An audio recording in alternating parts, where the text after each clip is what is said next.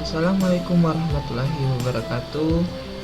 Saya di sini akan menjelaskan demonstrasi aplikasi yang telah dibuat, yaitu aplikasi chatting untuk konsultasi cegah penyebaran COVID-19 di Kota Palu. Saya di sini telah menyediakan dua aplikasi, yaitu satu aplikasi untuk server dan satu untuk klien. Kita buka. Nah, misalnya kita masuk pada server terlebih dahulu.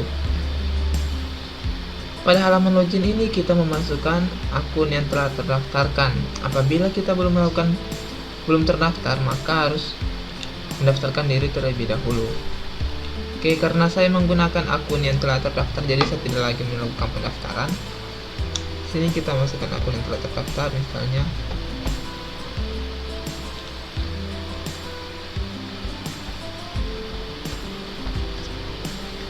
sini saya pilih login sebagainya, yaitu sebagai dokter.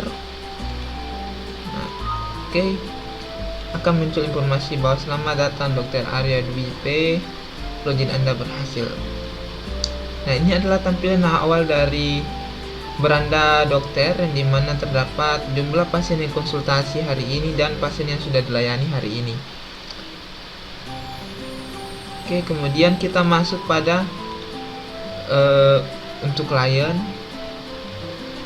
Di sini juga sama, kita harus mendaftarkan terlebih dahulu akunnya. Apabila sudah terdaftar, maka harus melakukan login. Di sini saya menggunakan akun pasien yang sudah terdaftar, Andi. Masukkan passwordnya. Sini pilih login sebagainya, yaitu sebagai pasien, karena masuk sebagai pasien. Oke, apabila akunnya benar, maka akan tampil pesan informasi seperti berikut. Oke, ini adalah tampilan awal pada beranda pasien, yang dimana terdapat informasi mengenai virus COVID-19, cara penularan dan pencegahan dan gejala. Nah, sebelum melakukan konsultasi, maka pasien harus melengkapi profil pasien terlebih dahulu dengan cara mengklik profil pasien. Nah, di sini saya sudah mengisi dan melengkapi data-datanya, jadi sisa melakukan konsultasi. Oke, misalnya sini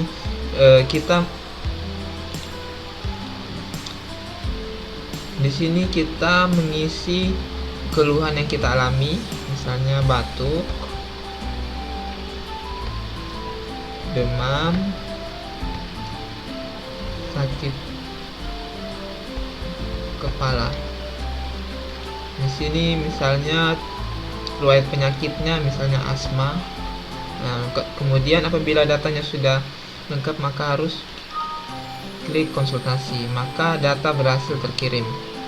Kemudian kita cek data tersebut pada server atau dokter.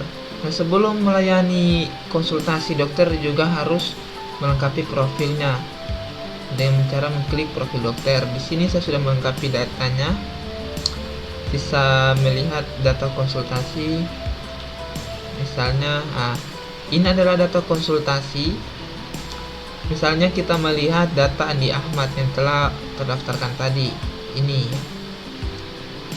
misalnya, kemudian kita klik untuk melihat datanya secara detail. Di sini datanya terlihat secara detail.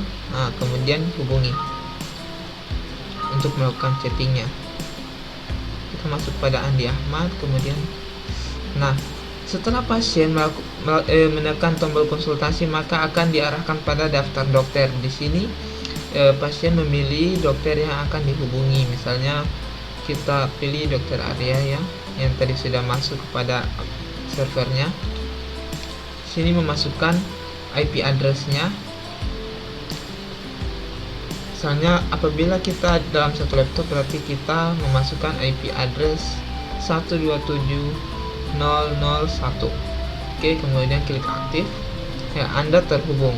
Begitu juga pada halaman chat dokter, akan tampil informasi bahwa Anda terhubung.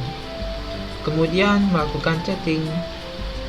Misalnya Andi Ahmad chat kepada Dr. Arya. Nah, misalnya halo, mengirimkan pesan.